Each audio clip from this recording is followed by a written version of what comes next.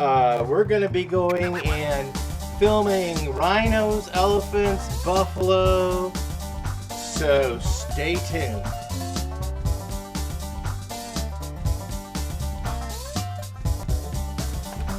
Hello, welcome back. I want to introduce you guys to a new show that I'm filming. I'm co-hosting with my friend and neighbor, Hayden, and he's got a ranch full of bulls and cows. Yes, but they're not the normal bulls and cows. They're elephants, rhinos, buffalo, and a lot of other creatures. So this is Southern Oregon Safari, where buffalo roam. Let's head on over there and I'll introduce you to Hayden. And then you guys can see the new adventure. Let's go.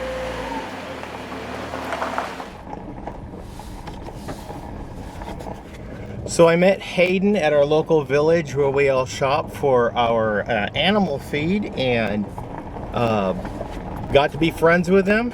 And let's go on down there, see what he's got going on, and we're going to go ahead and we've already planned a couple of activities. We're going to introduce you to one of the animals, and then we're going to do another show and go shopping for groceries for the animals. And follow them around, do chores, go get feed.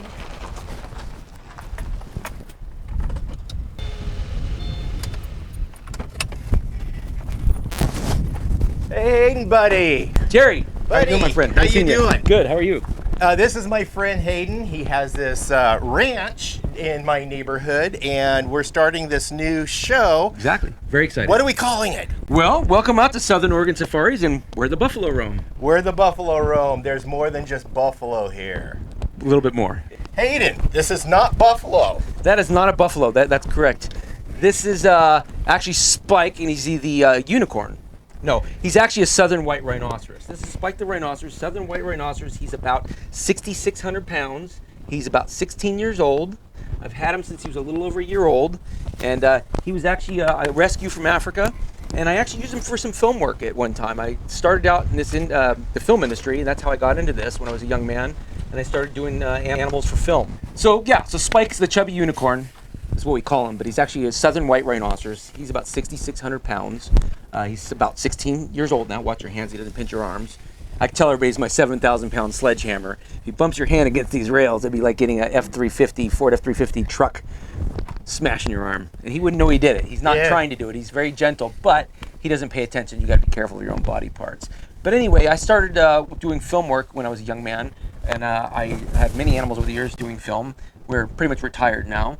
And we just bought this beautiful ranch in Southern Oregon, and most of my animals are retired, and I'm somewhat retired, even though I work every day taking care of animals. It's a 12-hour day here every day, 7 days a week. The animals never stop eating or drinking or pooping, for that matter. Oh. And so Spike's a really interesting and unique animal. He's very special because he's rhinos really are non-social animals, especially the males. They live pretty much by themselves, and they only come together for breeding and arguing over territory. They're very territorial. So this behavior you see right now is not a natural behavior. This is basically from captivity. This is basically from being loved on. He's actually enjoyed and loves being loved on now, and it's made him social. So it's kind of an interesting little thing. He's a sweetheart. Isn't he great? His texture on his skin is really tough, right? Well, we tell everybody he's our Rhinoceros Rex. They're really, living dinosaurs. I'm pretty much sure if you took a big fiberglass collar on him, you could call him Triceratops, So they're very much like a Triceratops, but he's really, really interesting animal. Does look like he appears in the fossil record. Yes. Now, rhinos, I never thought they'd be so tall. Well, he's a bit of a large specimen, and actually what's even funny, he's as tall as he is, we're actually above him right now, because if you look down, he's 6 inches lower than we are, so he's over 6.5 foot tall at the top of the shoulder, especially when he lifts his head up. And so this is just one big giant ball of tendon and muscle, and this is the armor to protect that spine. So, but yeah. Is that what the hump is? Yeah. So it's just a very stout, thick, heavy animal. It's not something you want to mess around with in the wild, that's for darn sure. I've seen videos of that. So they can be brutal. So that's Spike. I got to start feeding everybody for the evening, and Spike's getting a little rambunctious. He's ready for dinner and all of his treats. And his... What does Spike eat? Spike is mostly, he eats about 20% alfalfa, 25% alfalfa, and about 75% grass hay. And then we do give them some other fillers, some grains. They get some beet pulp shreds like you give to a horse, and some bran that helps clean the stomach out, because they eat on the dirt sometimes. You don't want all that dirt can build up in their stomach. So just like a horse, you want to treat that gut. So he gets a lot of different supplements and stuff in his grain at night. That's what he's really excited about. The evening time is grain time, and they love their grain. So Spikey loves his grain. Now, a male rhinoceros is called a what? A male rhinoceros. Well, they call them bulls, and the cows are the females, and the babies would be calves. So just like the elephants are the same way. So yeah, you get some animals like the black buck antelope out there. The males are bucks, just like deer, and the females are does. Okay. All right. Yeah, I know some parts of him are really soft, like right behind the ears. Yeah, if you put your hand deep underneath his in his abdomen here, where the sun doesn't ever shine, he's soft like a baby. I mean, it's just supple as can be. And so the parts of the rhinoceros are very soft, and when they're born, they're super supple and soft. This is all just sun damage, and it's not from being overly exposed, but the sun just always is on their skin, so it causes a lot of dry skin. So this is always coming off, it's always peeling, but it's more rough. But where the sun is never exposed, especially behind the ears here, it stays just really, really soft and supple. But this is kind of what happens, and in the wild, they don't have any protection from the sun, so they get really thick hides. I see a couple horseflies we're gonna get. Let me get your horsefly, Spike. Oh, I missed him, Spike. That close. Almost got him. Darn horseflies. And believe it or not, the horseflies even bother a rhinoceros. Oh. Even as thick as that skin is, they'll still bite into that skin. So that doesn't necessarily make them be a rhinoceros fly then. They're still a horsefly. I don't know. They could be rhino. I haven't seen any horns on them, but yeah, you would think if it's a horsefly goes on a horse, maybe it's a rhino fly. Speaking of the horns, I noticed it's really hard. Is it? It's keratin, like the toenails, and even if you look at your fingers, we have lines on our fingers, and they have, like horses and all animals have lines in their nails. Well, it's the same thing. This is a modified hair. And if you look at it, it actually looks like hair. It's flakes like hair. And as he rubs it, it smooths it out and makes it glossy. But it's actually just modified hairs. It's the same as his toenail material. Now, the funny thing about the horn is it grows their entire life, and that horn is so valuable that he's worth about 1,000 times more dead than alive. Just that horn what's on his face is worth way more than he's alive, and that's just a really sad fact, unfortunately. Due to poaching, they poach him for that rhino horn. That's too bad. I see two more horseflies. I've got to get them. Hold on, Spike. Let's get these guys. They're bad. Ah, darn it. They're smart flies. Sorry, Spike. You got to get him. He's being bad. That's a bad fly, Spike. He's mean. Oh well. Ride him in a rodeo. Yeah, exactly. I'll jump on him real quick. Are we still rolling? Yes. Here's Spike. You want to go for a ride, buddy? Look at that. Oh my goodness. You don't see that too often. Not too many people. No. Oh boy. He is a love. You're fine.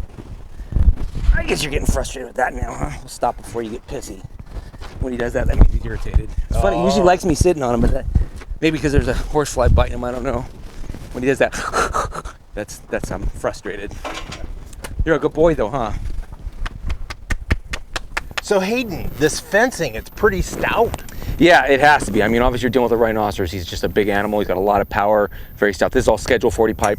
It's 4, 5, and 6 inch. The footings are massive. Every pipe, every 10 feet has a footing that goes down 3 feet, and it's a 3 foot wide, 3 by 3 each one. So it's quite a large footing. And even that, really, we would have gone deeper, but the ground had so much rock in the spot that we couldn't even get deeper than that. So it's in pretty good, it's in bedrock, so it held it down pretty good. Nice. But I would have liked to gone another foot. But he's never tried to get out or anything, and he's just like he messes with the fencing and plays around. He's very strong, and he likes to exert his energy and show his strength. But you also have to stay on, even as strong as stout as this is. I've had some stress cracks from him rubbing on it that I've had to go back and weld. So we check every about a week or so. I go around the whole thing and check all the welds, because a little teeny crack turns into a big crack pretty quick. And I see. But he just starts rubbing on it and pushing his weight on it, and it definitely you can't keep him in chicken wire, that's for sure. No, it definitely won't hold him.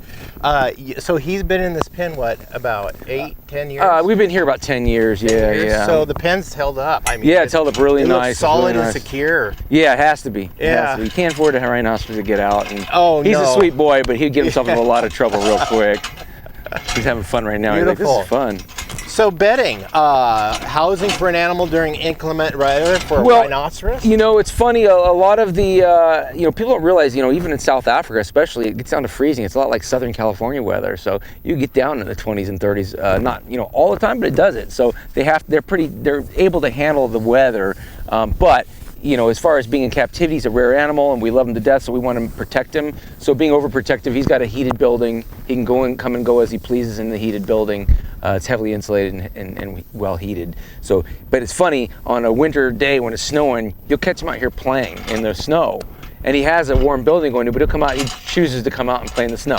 So you wouldn't think this animal would like the snow, but he actually really loves playing in the snow. We don't get a lot of snow up here.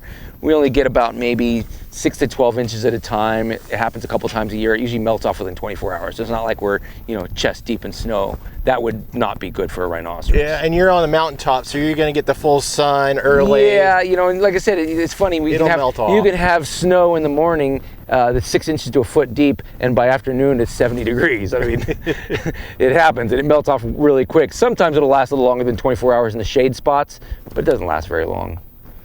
So, you know, the weather out here is actually pretty interesting. You know, the reason we moved out here was because this is kind of a banana belt area. You've got the Cascades and the Siskiyous block a lot of the weather and push it around. So, you know, you go an hour north of here, you get 15 inches more a year of rain, where here we're about average 20 inches a year. So it's almost like Sacramento, California, you know, or Northern California. It's very moderate climate right here. It really here. is a moderate climate. Yeah. That's why we chose this area, because it really is a sweet spot. Nice.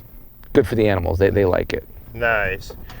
So, wow, this is impressive. Isn't it? You want to talk about his building? His building is a big, giant, it's all concrete, of course. It's all concrete and steel, no wood, nothing combustible on it. Nothing can burn, because we also have fire hazard out here. So the most important thing is you don't want a barbecued rhinoceros. That would be the worst thing ever. So his building is pretty much burn proof. I mean, it's got no wood in it or anything that can combust. It's all concrete and steel. The whole roof is steel, and all the walls are concrete. So, and really heavily built, lots of rebar, huge footings, because he pushes on these walls, you know, and he starts rocking on them. It's like having a truck push on them all day long. Yeah. Good boy, Spike. You big sweetie. Isn't he amazing? Yeah. Yeah, you mentioned male rhinoceros, which are known as bulls. Yeah. That they're pretty solitary creatures when they're adults. Yeah. And females, how do they? Well, the females can live in groups up to 14, but it's usually consists of their family members, and usually they're young. Once the males become a mature age, they're usually run out pretty quick, and they are very territorial. So the males kind of like venture off and find a territory of their own, then they defend that territory. So males don't really come together with females unless it's breeding season for breeding purposes, and other males would fight other males. So they usually don't really have any friends. It's kind of for a male rhinoceros, kind of a little bit of a lonely life, but that's the way they like it. They're just loners. They prefer to be left alone. So what you're seeing here, this is not a natural behavior. This is from captivity, this socialization. He loves being touched and pet and hanging out with us, but in the wild he has no friends. You know, in the wild he's on his own. Yeah. All right, so in the next episode we're going to go do some shopping, some food shopping for these guys, and we're going to see where the food comes from, because obviously you're probably wondering, where does a guy get rhino chow or elephant chow or monkey chow? That's a good question. Where do you buy? That's smart. I just take Spike, I let him pick out his own toy and his own bone in the aisle. He just runs down the aisle. They let you bring your pets in there. No, actually, we have a local feed store that we go to, and they're a local in town. We love them to death, and they take good care of us. They order all of our food and keep it in stock, and we always have feed right there, just miles away. And that's where I buy my feed. Exactly. Too. So you and I are in the next episode. In fact, that's where we met, was down there at the feed store. That's like the town square. Yeah. So we're going to run down there, we'll get some feed, and that'll be our next episode, is where does the food come from? So stay tuned to that episode. We're gonna go on a little bit of adventure off the beaten path, as I like to say. It's just down the road a spell and back, and we'll get the animals set up and fed in the next episode. So stay tuned for that. This is Hayden, your host. I'm Jerry, your co-host, and this is Southern Oregon Safaris, and we're the buffalo roam. Excellent. Don't forget to like, subscribe, share, all that good stuff. Oh yes, oh yes. Stay tuned for more episodes. We've got more coming with you. We've got elephants to show. We've got buffalo to show. It's going to get exciting. Stay tuned. All right. Bye-bye now. Bye.